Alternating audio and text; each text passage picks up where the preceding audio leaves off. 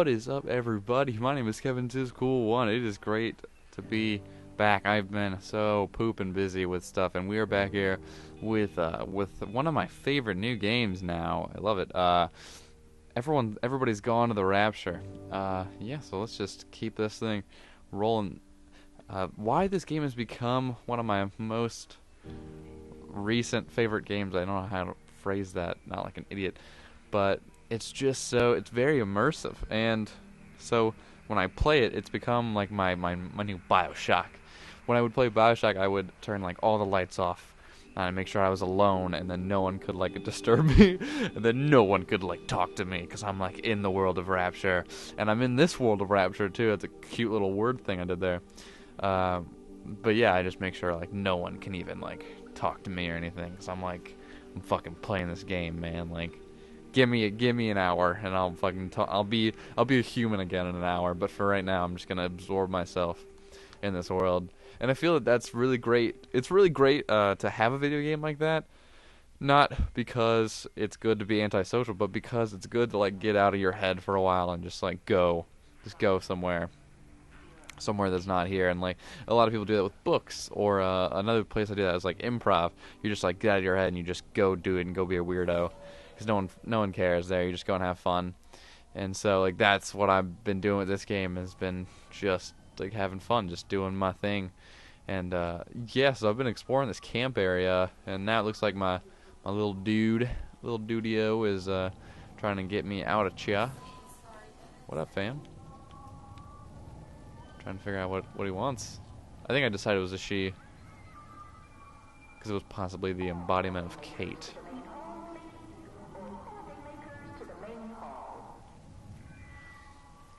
I really love those like giant speaker things and displaying these crazy messages, because I love shit like that. I'm gonna go in here really quick, buddy. Just, I don't know why, but there's like a surreal feeling, you know, like when there's a giant omnipotent voice. Oh, what the fuck? I just randomly got like really tall. When there's like a giant omnipotent voice talking to you, it's just very surreal, and I really like that feeling in a way. I wouldn't like to be hearing a giant omnipotent voice all the time, but I really do like it. Like, there was this one time I was walking over to a friend's house, and it was pouring rain, and like tsunami fucking conditions, and I'm just walking, and I did not have an umbrella or anything. I'm like, oh god, this is awful.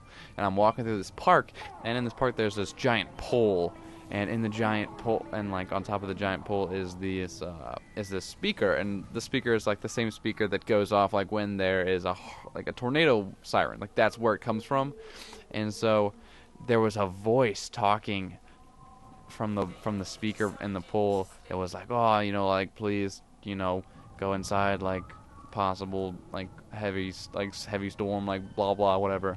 But I was like right next to it, and so it was stupid loud, and I'm just like, oh my god, like I'm in like partial hearing pain just because this thing is booming in my eardrum. It's meant to be heard from like everywhere, like from a mile radius, so like I'm within feet of it, and it's booming in my ear. And I would just remember like being like, oh my gosh, this is insane. Like I felt like I was in what is this dude doing? I just felt like I was in this like surreal like world, like I was in a dream almost, just because it was so crazy, like the rain and the voice, and like I was like, wow. And like for a second I had to stand back and just stand there and just like kind of enjoy it in a way, and just be like, man, like this feeling won't have, like it was so rare that I had to enjoy it for the time it lasted, even if it did hurt my ears a little bit. But yeah, that's my omnipotent voice story, or like kind of like my origin story to why I like omnipotent voices. Oh well, this is the main hall. This is what that dude's been talking about over the speakers for eternity. I thought I already made it here. Maybe I was here before, and now I've made it here again, and I'm being led here. But what do you want? What do you want? Yes, tell me your stories. Which way? Maybe this way?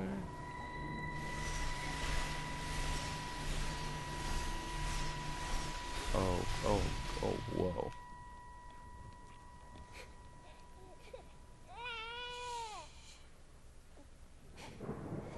Sleeping baby, darling child, clouds and starlight, starlight, starlight. When you wake, you will be mine. Starlight, sleep and love. Sleeping baby, shadow dust, clouds and starlight, none but starlight. When we're called to go, we must into starlight, sleep and love.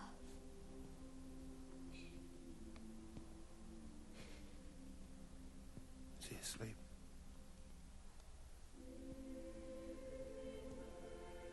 You alright, kid? I'll be alright. You should get some sleep, Charlie. You look exhausted.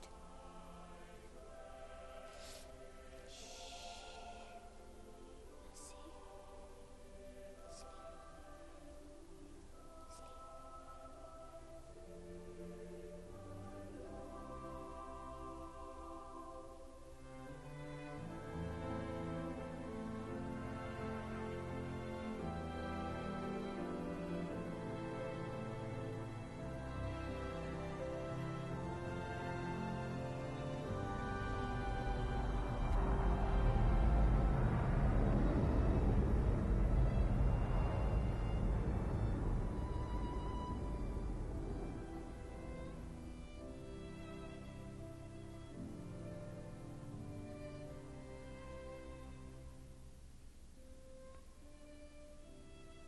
Wow, we were really thrown in the thick of that one. Holy shit, that was intense.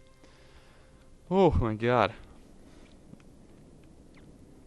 One of the cons of this game is that it's so beautiful. I almost feel bad like talking when there's like quote no action going on. By that I just mean like when there isn't one of those like scenes taking place.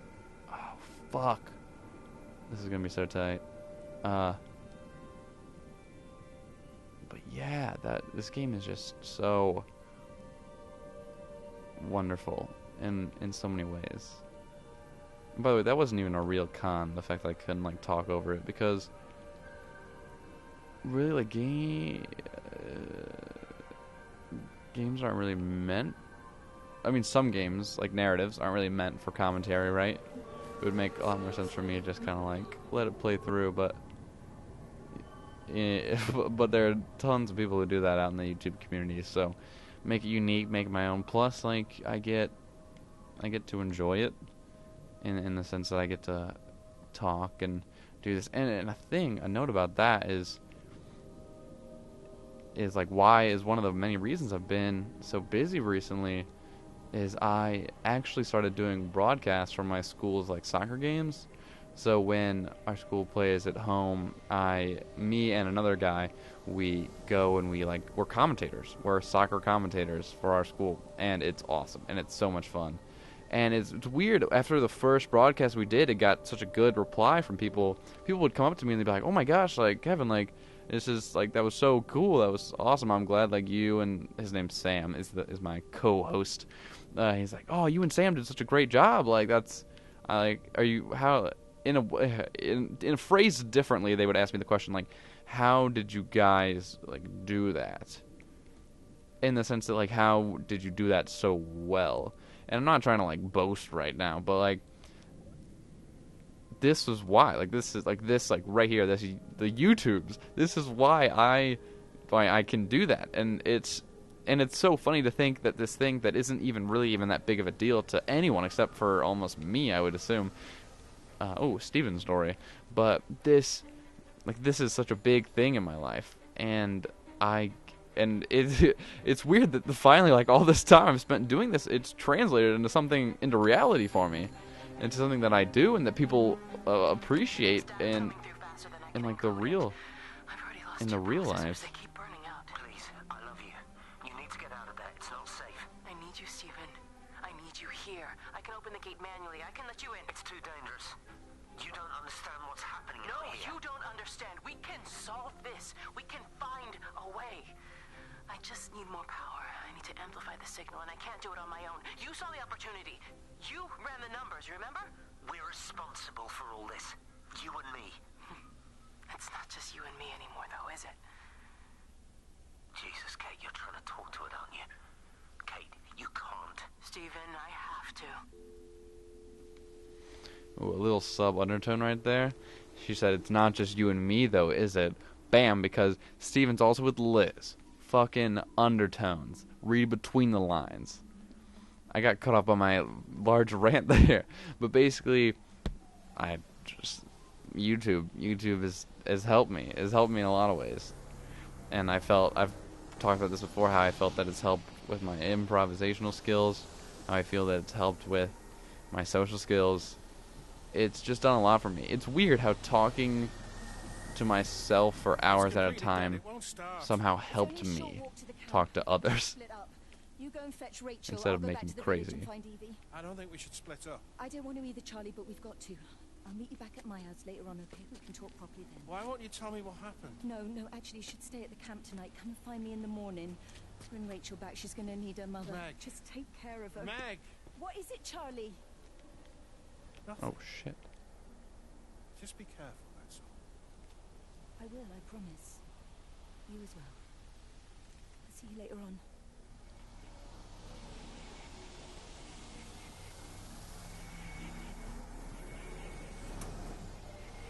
Ooh, really quick note before I end this episode.